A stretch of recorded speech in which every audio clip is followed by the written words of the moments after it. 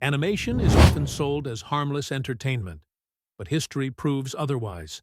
Some animated films cut too close to reality, exposing war, trauma, politics, and human cruelty in ways live action never could. When that happens, discomfort follows. Scenes get trimmed, endings disappear, entire movies vanish from mainstream platforms. Netflix hosts animation from around the world, yet certain titles remain locked away, altered, or avoided completely. Not because they lack quality, but because they show too much truth, too much pain, too much honesty. These are not cartoons meant to comfort. They are stories meant to disturb, challenge, and awaken. Today, we reveal 10 censored animated movies Netflix still won't stream uncensored. The question is simple. What are they afraid you'll see? Perfect Blue, 1997. Perfect Blue shattered the illusion that animation was a safe space. Released in 1997, the film followed Mima, a former pop idol whose attempt to reinvent herself as an actress slowly unravels her sense of reality. What begins as a career shift turns into a psychological free fall, where obsession, surveillance, and identity blur into something terrifyingly real. The film's power lies in how it traps the audience inside Mima's fractured mind. Scenes repeat with subtle changes. Memories feel unreliable. Even the viewer begins to question what is real and what is imagined. The controversy erupted quickly. Graphic psychological violence, sexual exploitation, and mental breakdowns shocked audiences who were unprepared for such intensity in animated form. Censors across multiple countries demanded cuts, especially to scenes depicting assault and dissociation. Television broadcasts heavily edited the film, removing entire sequences that made its message uncomfortable. Behind the scenes, director Satoshi Kon pushed realism to an extreme, asking animators to capture emotional collapse frame by frame. Many found the process disturbing. Perfect Blue gained critical acclaim, but struggled with distribution. Streaming platforms avoided its uncut version, likely fearing backlash. Today, the film is recognized as a landmark psychological thriller that proved animation could explore the darkest corners of the human mind without compromise. Animal Farm, 1954. Animal Farm may look like a simple cartoon about farm animals, but its history is layered with political tension and manipulation. Released in 1954, it adapted George Orwell's novel into animated form at the height of the Cold War. The story of animals overthrowing human control quickly reveals itself as a sharp allegory about power, corruption, and betrayal. What made the film controversial was not just its message, but who controlled it. Years later, it was revealed that the production was secretly funded by the CIA. The goal was to use animation as a propaganda tool against Soviet communism. This influence altered the film's ending, removing Orwell's ambiguity and replacing it with a more politically convenient conclusion. That decision haunted the film's reputation. Some praised it as bold political art, while others criticized it as ideological manipulation disguised as storytelling. Censorship took a different form here. Instead of removing content, the message itself was reshaped. Various international releases differed in tone and length. Modern streaming platforms have largely avoided the film, possibly due to unresolved rights issues and its controversial origins. Animal Farm remains a chilling reminder that censorship doesn't always erase ideas. Sometimes, it quietly rewrites them. Watership Down, 1978. Watership Down arrived in 1978 wrapped in the gentle appearance of a children's cartoon. Talking rabbits, painted landscapes, and pastoral music suggested comfort. What audiences experienced instead was a brutal survival story filled with bloodshed, fear, and death. The film portrayed rabbits not as cute mascots, but as creatures locked in violent struggles for territory and survival. For many children, it was their first exposure to animated trauma. The backlash was immediate. Parents complained that the film was misleading and emotionally damaging. Schools banned it. Television broadcasts cut violent scenes, sometimes so aggressively that the story barely made sense. Yet critics and scholars praised it as a powerful allegory about tyranny, freedom, and resistance. Director Martin Rosen refused to soften the violence, believing the truth of the story demanded honesty. Behind the scenes, production faced financial stress and constant pressure from distributors to make the film more family-friendly. Rosen stood firm. Over time, Watership Down became a cult classic, remembered for challenging the belief that animation must always be safe. Even today, fully uncut versions are rare on mainstream platforms. Its legacy endures as proof that innocence in animation can be an illusion. Fire and Ice, 1983. Fire and Ice emerged in 1983 as a raw fantasy experiment unlike anything in mainstream animation. Directed by Ralph Bakshi and inspired by the artwork of Frank Frazetta, the film embraced brutality, primal instinct, and mythic violence. Using rotoscope animation, it gave characters a heavy physical realism that made battles feel savage rather than heroic. This was not a fairy tale. It was a harsh world ruled by domination and survival. Censors were uneasy. The film's violence, sexual undertones, and grim atmosphere led to restrictive ratings and cuts in several countries. Audiences expecting a traditional fantasy adventure were often shocked by its intensity. Behind the scenes, production was exhausting. Actors performed scenes in costume so animators could trace movements frame by frame, slowing the process and straining budgets. Bakshi clashed with studios who wanted a lighter tone. Despite its troubled release, Fire and Ice found a devoted underground audience. Its unfiltered vision proved too abrasive for mainstream streaming platforms, which have largely ignored it. Today, the film stands as a cult artifact, remembered for pushing animation into brutal, mythic territory few dared to explore. Waltz with Bashir, 2008. Waltz with Bashir is not fiction. It is memory reconstructed through animation. Released in 2008, the film follows director Ari Folman as he attempts to recover suppressed memories of his role as a soldier during the 1982 Lebanon War. Through surreal imagery and fragmented recollections, the film builds toward the horrifying reality of the Sabra and Shatila massacre. The film's honesty made it dangerous. Lebanon banned it outright. In Israel, reactions were deeply divided.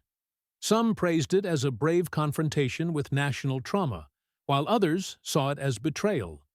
Broadcasters in several countries edited violent sequences, fearing public outrage.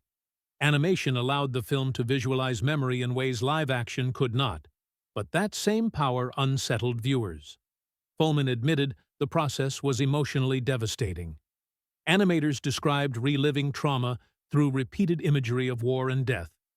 Netflix briefly carried an edited version, sparking criticism from audiences who wanted the full experience.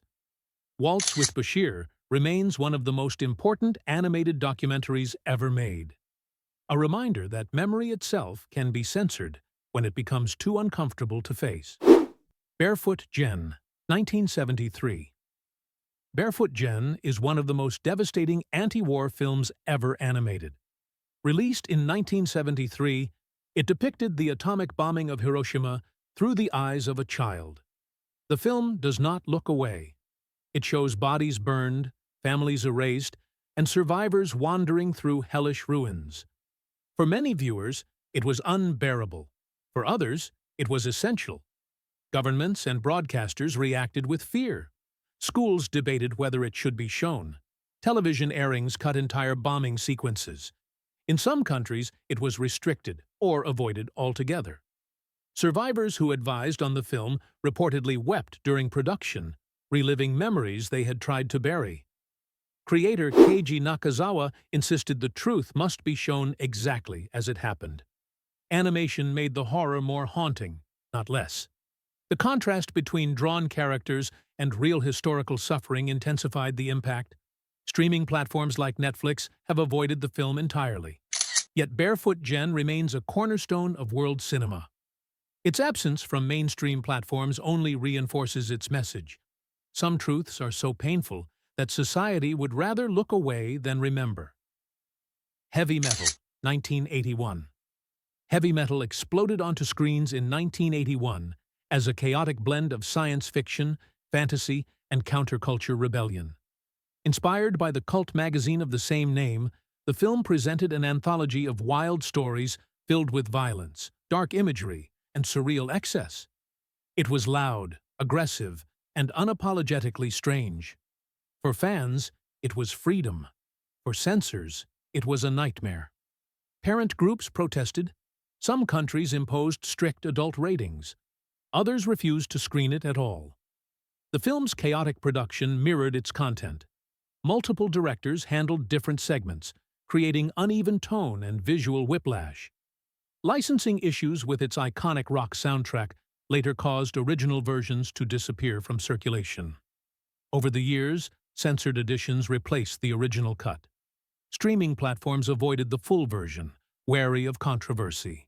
Heavy metal survived through bootlegs and cult fandom, becoming legendary precisely because it was difficult to find intact. Today, it stands as a symbol of unfiltered creative rebellion, proof that animation can be messy, dangerous, and defiantly adult. The Plague Dogs, 1982. The Plague Dogs took the emotional brutality of Watership Down and pushed it even further. Released in 1982, the film followed two dogs escaping from a laboratory where animals were subjected to cruel experiments. Unlike typical animated pets, these dogs were traumatized survivors. Their fear, confusion, and suffering formed the core of the story. The original cut was devastating. Scenes of experimentation, drowning, and starvation horrified audiences. Censors removed nearly 20 minutes in some regions. Television networks refused to air it. Families who stumbled into screenings expecting a gentle animal story were deeply shaken. Behind the scenes, animators reportedly struggled emotionally, drawing suffering day after day. Director Martin Rosen again refused to compromise his vision, believing the story demanded honesty. Funding problems and studio pressure nearly shut the film down. Over time, The Plague Dogs faded into obscurity, rarely shown in its complete form. Netflix never touched it. Those who have seen the uncut version describe it as unforgettable and deeply upsetting. Its legacy endures as one of animation's most uncompromising indictments of human cruelty. Akira, 1988. Akira redefined what animation could look like and what it could say. Released in 1988, it presented a dystopian Neo-Tokyo, plagued by political corruption, psychic experimentation, and social collapse. Its visual intensity was unmatched. Explosions, body horror, and raw violence filled the screen with terrifying beauty. Regulators were alarmed. Early international releases cut scenes deemed too grotesque. Some countries restricted it outright. Behind the scenes, production was monumental. Over 160,000 animation cells were used, pushing budgets and animators to exhaustion. Director Katsuhiro Otomo demanded realism, even when it frightened studios. Despite censorship, Akira spread through underground screenings and bootleg tapes, gaining legendary status. By the time streaming platforms emerged, only edited versions were widely available. Fans protested, arguing the cuts diluted its power. Akira's influence can be seen across modern anime and Hollywood blockbusters. Yet its censored history remains a reminder that when art reflects societal collapse too clearly, those in power often try to soften the impact. Persepolis, 2007. Persepolis tells a deeply personal story against the backdrop of revolution. Released in 2007, it adapted Marjane Satrapi's autobiographical graphic novel about growing up in Iran during the Islamic Revolution. Its black and white animation style felt simple, but the story was anything but. It explored oppression, exile, war, and identity through a child's perspective. The film faced immediate backlash. Iran banned it. Protests erupted in parts of the Middle East. Even in Western countries, some viewers were disturbed by its honest depictions of violence and repression in animated form. Satrapi refused to soften the story despite pressure from producers. Censors targeted politically sensitive scenes, and edited versions appeared on some platforms. Netflix reportedly hosted a trimmed cut in certain regions. Persepolis became a symbol of resistance, proving animation could document history without losing emotional truth. Its continued censorship highlights how threatening personal stories can be when they expose uncomfortable political realities. These films prove one undeniable truth. Animation is not just fantasy. It can expose war, power, trauma, and cruelty with a clarity that frightens those in control. Every cut scene and missing version tells its own story of fear and suppression. Some of these movies survived censorship. Others were quietly buried. But their messages remain. If you've seen any of these films uncut, you already know their power. If not, now you know what's being hidden. Which censored animated movie shocked you the most? Let us know in the comments, and don't forget to like, subscribe, and share if you want more stories they don't want you to see.